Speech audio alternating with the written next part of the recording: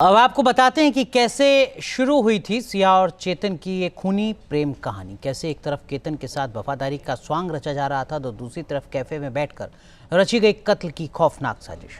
सिया और उसके प्रेमी ने 3 बार चेतन को मारना चाहा, लेकिन हर बार वो बच गया। चौथी बार केतन अपनी मंगेतर और उसके प्रेमी की साजिश का शिकार बन गया।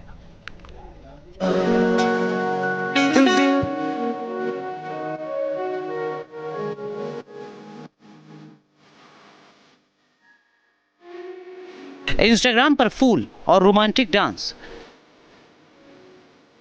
लेकिन असल जिंदगी में खूनी साजिश। 20 साल की सिया गोयल एक तरफ केतन अग्रवाल के साथ शादी की तैयारी दिखा रही थी, तो दूसरी तरफ 22 साल के चेतन चौधरी के साथ गहरा प्रेम भी चला रही थी। 26 साल का नौजवान केतन अग्रवाल अमेरिका के नामी बॉब्सन कॉलेज से मास्टर डिग्री लेकर लौटा एक होनहार बिजनेसमैन, अपनी फैमिली कंपनी सक्सेस ग्रुप का डायरेक्टर, जिसके जीवन में खुशियां आने वाली थी, जिसकी नवंबर में राजस्थान के उदयपुर में एक शाही पैलेस में शादी होने वाली थी। उसे क्या मालूम था, जिसे वो अपनी जीवन संगनी मान रहा है, वो उसकी मौत की पटकथा लिख चुकी है। मेरा पोता केतन अग्रवाल जो यूएसए से पढ़ के आया था, सारी व्यावसायिक सारी जवाबदारियां संभाल रहा था, बड़े खुश मिजाज का था। ऐसे कुछ कोई भी गलत काम करने वाला बच्चा नहीं था। दुनिया के लिए सिया गोयल केतन अग्रवाल की मंगेतर बन चुकी थी। इस साल फरवरी में दोनों की सगाई हुई थी, लेकिन पर्दे के पीछे की हकीकत बेहद खौफनाक थी। केतन के साथ सगाई के बंधन में बंधने के बाद भी सिया का दिल धड़क रहा था पुणे के कोड़वा के रहने वाले चेतन चौधरी के लिए। चेतन चौधरी, जिसके पिता का बिजनेस भी उसी इलाके में था जहां सिया के पिता का मसालों का कारोबार है। पूछताछ में पुलिस को पता चला कि साल 2025 की दीपावली के दौरान एक पार्टी में सिया और चेतन की पहली बार मुलाकात हुई थी। वहीं से दोनों के बीच दोस्ती शुरू हुई और फिर प्यार हो गया। लेकिन सिया के घर वाले केतन से उसकी शादी तय कर चुके थे। खुद सिया ने ही केतन के लिए हाँ की थी। फरवरी में सगाई हुई, शादी की तारीख पक्की हो गई, लेकिन सिया और चेतन का गुपचुप इश्क थमा नहीं, बल्कि वो और ज्यादा परवान चढ़ने लगा। चेतन से प्यार हो जाने के बाद सिया को अपना मंगेतर केतन रोड़ा लगने लगा। इसके बाद वो शादी से टालमटोल करने लगी।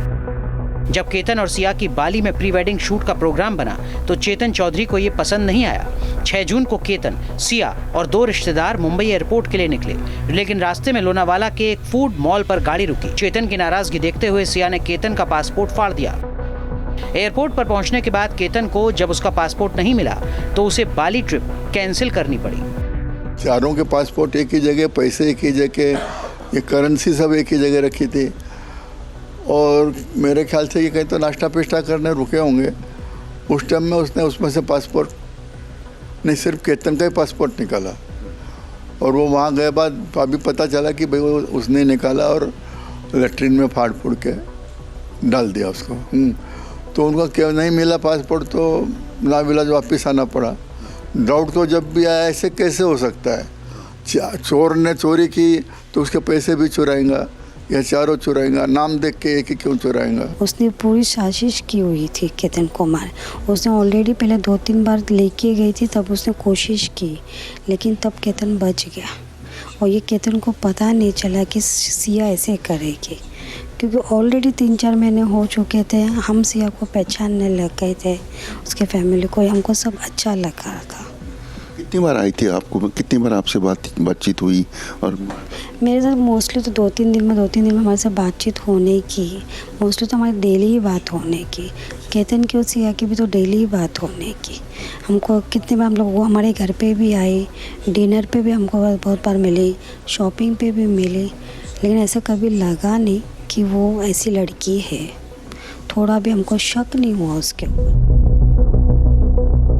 जब शादी के लिए उदयपुर में पैलेस बुक हो गया तो सिया और चेतन घबरा गए। चेतन पुलिस की पूछताछ में कबूल कर चुका है कि वो दोनों एक दूसरे के बिना नहीं रह सकते थे, लेकिन सिया अपने परिवार की बदनामी के डर से भागना नहीं चाहती थी। उसे डर था कि अगर वो शादी तोड़कर चेतन के साथ गई तो समाज में उसके माता पिता की थू-थू होगी।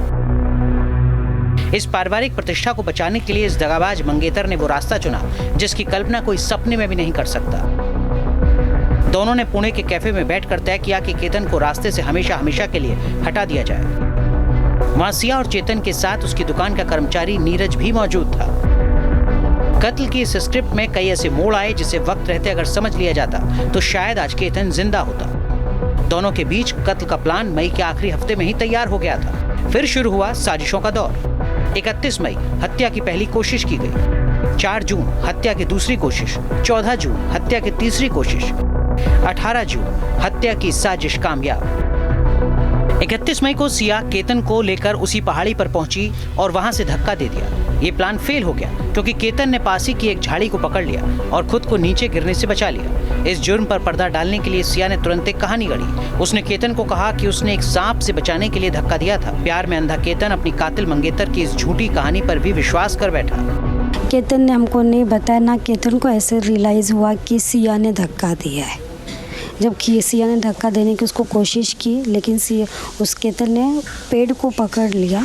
केतन को इतना एहसास नहीं हुआ। केतन ने मुझे बताया, बोले ठीक है, एक्सीडेंट छोटे मोटे हो जाते हैं बेटा। केतन ठीक था। और सेकेंड तो उस बर्थडे था, सरप्राइज़ देना था, बच्चों को थोड़ा चलता, इसलिए मैंने केतन को भेजा। बीच में भी एक बार तो मैंने केतन को मना कर दिया था। हत्या की दूसरी कोशिश 4 जून को पूरी तरह नाकाम साबित हुई, लेकिन उस दिन केतन वहां गया ही नहीं।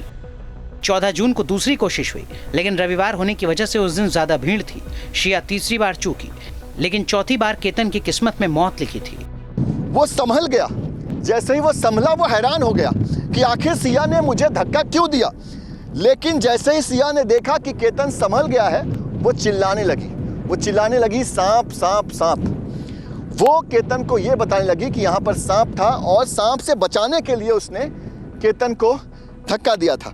अब केतन ने क्यों मान लिया कि यहाँ पर सांप हो सकता है, ये आपको मैं दिखाता हूँ। देखिए यहाँ पर जहाँ जहाँ आपको नज़र जाएगी, आपको यहाँ पर जो है सांप के बिल दिखाई देंगे। जो तमाम आपको बिल दिखाई दे रहे हैं, यहाँ पर सांपों के बिल हैं और यहाँ पर आमतौर पर सांप जो है वो दिखाई देते हैं। और इस बात की जानकारी सिया को थी, क्योंकि सिया हमेशा से यहाँ पर आती रहती थी। उसे पता था कि यहाँ पर सांप होते हैं और इसी सांप का बहाना बनाकर पहली बार वो बच गई।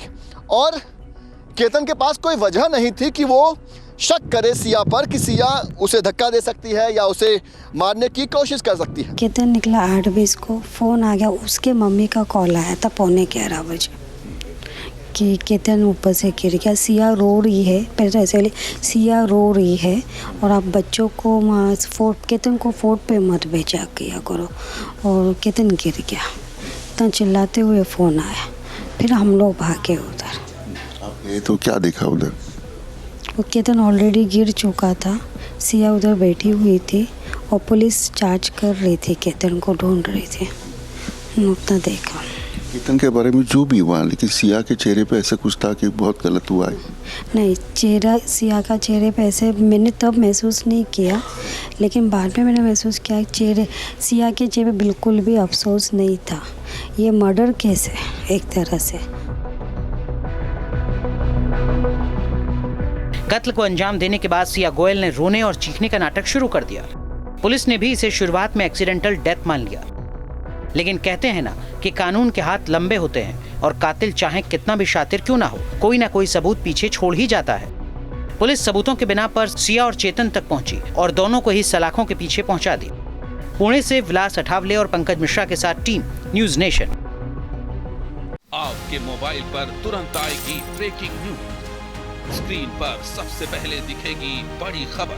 देश दुनिया की हर खबर एक जगह। अब आपके मोबाइल पर तुरंत फटाफट इंस्टॉल कीजिए न्यूज नेशन ऐप और रखिए खुद को अपडेट।